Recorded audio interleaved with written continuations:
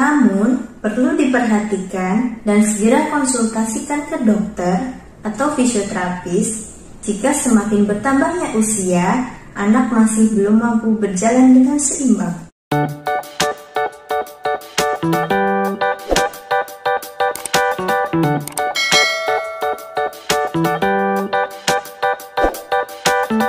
Hai Mom and Kids, bertemu lagi dengan saya, Nidia, fisioterapis Pelangi Center Ponorogo. Kali ini saya akan membahas tentang kenapa anak mudah terjatuh saat belajar berjalan.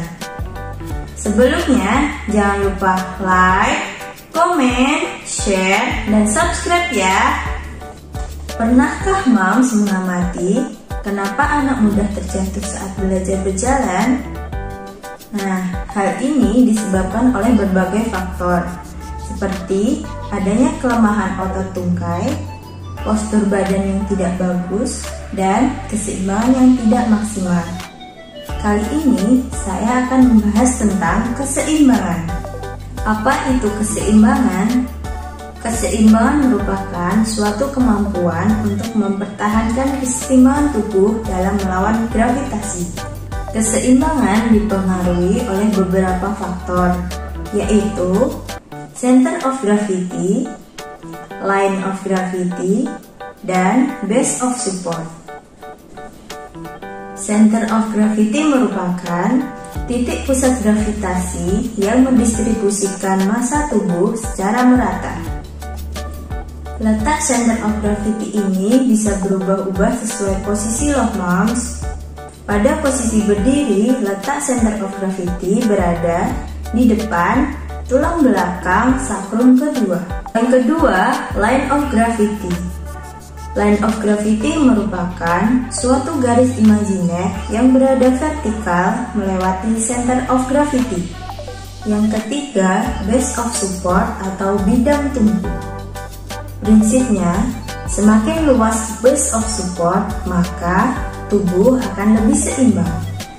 Nah Moms, keseimbangan dapat dibagi menjadi dua, yaitu keseimbangan statis dan dinamis.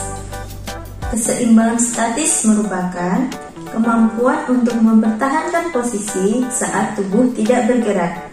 Sedangkan keseimbangan dinamis merupakan kemampuan untuk mempertahankan posisi saat tubuh bergerak. Nah, komponen keseimbangan terdiri dari sistem sensoris, sistem motoris, biomekanik, dan sistem saraf pusat. Untuk mengukur keseimbangan pada anak-anak menggunakan Pediatric Balance Scale. Instrumen ini merupakan modifikasi dari Bird Balance Scale.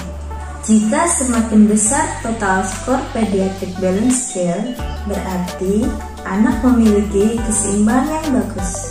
Lalu, latihan apa saja yang dapat menstimulasi keseimbangan?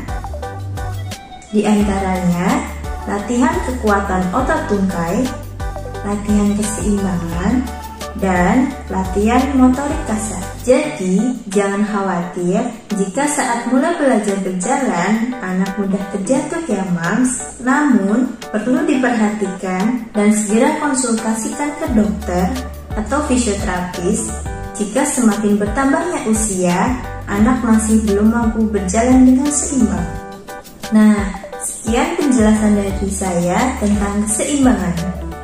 Jika ada yang ditanyakan, komen di bawah ya. Jangan lupa subscribe channel ini dan nyalakan loncengnya agar tidak ketinggalan info tentang tumbuh kembang anak.